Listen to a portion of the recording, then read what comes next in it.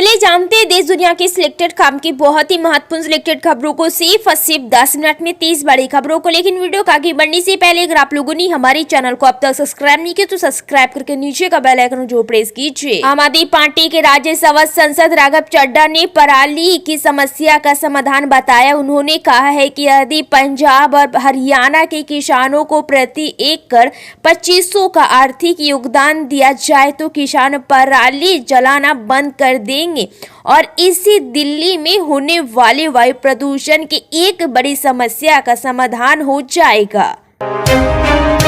केंद्रीय स्वास्थ्य मंत्री जेपी नड्डा ने कहा है कि देश में कोई भी गर्भवती महिला धन की कमी के कारण इलाज से वंचित नहीं रहेंगी, क्योंकि सरकार ने जननी शिशु सुरक्षा कार्यक्रम का मकसद ही सरकारी स्वास्थ्य संस्थानों में मुफ्त में इलाज मुहैया कराना है। बिहार के मुख्यमंत्री नीतीश कुमार की अध्यक्षता में हुई कैबिनेट की बैठक में विभिन्न विभागों से जुड़े कुल 33 प्रस्तावों पर मुहर लगी है। इसमें जमीन सर्वे की समय सीमा बढ़ाना भी शामिल है। सरकार द्वारा अधिग्रहित की गई अपनी जमीन के लिए उचित मुआवजे की मांग को लेकर उत्तर प्रदेश के विभिन्न हिस्सों से आए किसानों ने दिल्ली की ओर कूच किया, लेकिन उन्हें नोएडा दिल्ली सीमा पर रोक दिया गया, जहां वे धरने पर बैठ गए। केंद्रीय कर अधिकारियों ने गुजरात में पिछले 4 वित्तीय वर्षों के दौरान जीएसटी चोरी के 12,803 मामले दर्ज किए हैं और 101 लोगों को गिरफ्तार किया। वित्त मंत्री निर्मला सीतारमण ने राज्यसभा में यह जानकारी दी। बीजेपी प्रयोगधर्मी पार्टी है और बीजेपी का पहला प्रयोग 2014 से 2024 के बीच दिखा। भाजपा ने बिना सीएम का चेहरा सामने रखे कई राज्यों में विधानसभा चुनाव लड़े और नरेंद्र मोदी के नाम पर ही विधानसभा चुनावों में जीत भी मिलती रही। महाराष्ट्र में राष्ट्रपति शासन लगने के बाद सियासी हलचलों का दौर खत्म नहीं हुआ है। आज भी मेल मुलाकातों का दौर चलता रहा। इसी बीच तमाम दलों की ओर से बयानबाजी भी चलती रही। इस मामले में पहली बार भाजपा अध्यक्ष अमित शाह ने भी अपनी चुप्पी तोड़ी। संसद का शस्त्रकालीन सत्र जारी। इसी बीच लोकसभा में बैठने की व्यवस्था में अहम बदलाव किया गया है, जिसका असर कई सांसदों पर पड़ा है। उत्तर प्रदेश के अयोध्या फैजाबाद से समाजवादी पार्टी के सांसद अवधेश प्रसाद को भी सीट बदल दी गई है। लोकसभा में समाजवादी पार्टी के नेता अखिलेश यादव ने शून्यकाल के दौरान संभल हिंसा का मुद्दा उठाया। उन्होंने हिंसा के लिए पुलिस और प्रशासन की जिम्मेदार ठहराते हुए कहा कि घटना से जुड़े अधिकारियों और पुलिस कर्मियों को निलंबित कर उन पर कार्रवाई होनी चाहिए।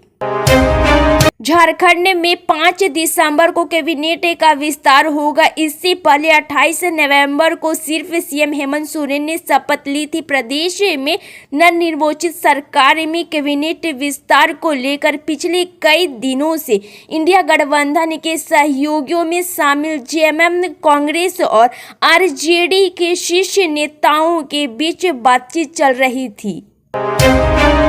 महाराष्ट्र विधानसभा चुनाव 2024 में महायुक्त गठबंधन ने बम्पर जीत हासिल की, लेकिन 10 दिन के बावजूद महाराष्ट्र सरकार का गठन नहीं हो सका। भाजपा के नेतृत्व वाला महायुक्त मुख्यमंत्री के नाम की औपचारिक घोषणा भी नहीं की पाया है कि जबकि शपथ ग्रहण की तारीख 5 दिसंबर निर्धारित कर दी है। उत्तर प्रदेश में आगरा जिले के ताजमहल को बम से उड़ाने की धमकी मिली है। धमकी मिलने के बाद ताजमहल और उसके आसपास की सुरक्षा व्यवस्था सख्त कर दी गई है।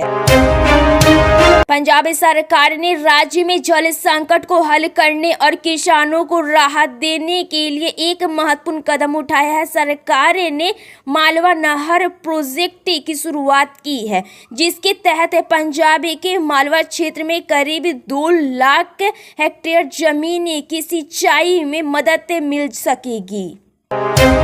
मशहूर शिक्षाविद अवध ओझा सर आम आदमी पार्टी में शामिल हो गए हैं। इसके बाद उन्हें लेकर सोशल मीडिया पर तमाम तरह के दावे किए जा रहे हैं। कहा जा रहा है कि वे दिल्ली विधानसभा चुनाव भी लड़ेंगे।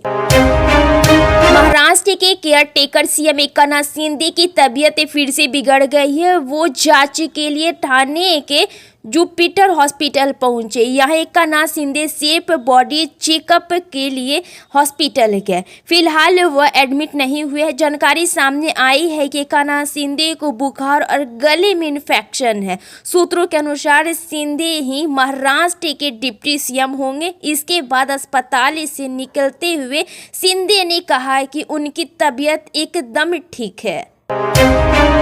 किसानों का मुआवजा बढ़ाने की मांग को लेकर नोएडा, ग्रेटर नोएडा और यमुना अथॉरिटी के तहत आने वाले गांवों में आंदोलन तेज हो गया है। किसानों ने 2 दिसंबर को दिल्ली मार्च करने का प्रयास किया था, जिसे नोएडा में दलित प्रेरणा स्थल पर अधिकारियों के साथ बातचीत के बाद स्थगित कर दिया गया है कि हाल के प्रदर्शनकारियों को शांति से धरना देने की अनुमति दी गई थी।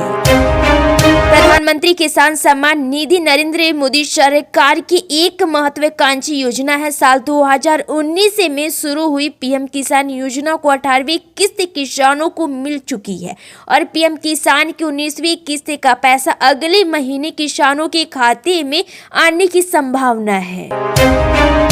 प्रधानमंत्री नरेंद्र मोदी भारतीय न्याय संहिता को लेकर बड़ा बयान दिया। उन्होंने कहा है कि गहन विचार विमर्श और मंथन के बाद न्याय संहिता अपने वर्तमान स्वरूप में सामने आई है।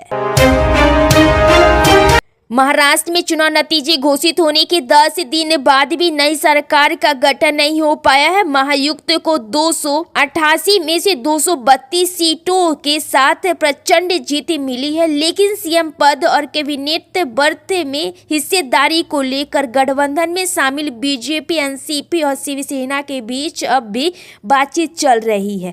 और बीजेपी की ओर से कहा गया है कि मुंबई के आजाद मैदान में 5 दिसंबर को पीएम मोदी की उपस्थिति में नई सरकार का शपथ ग्रहण होगा।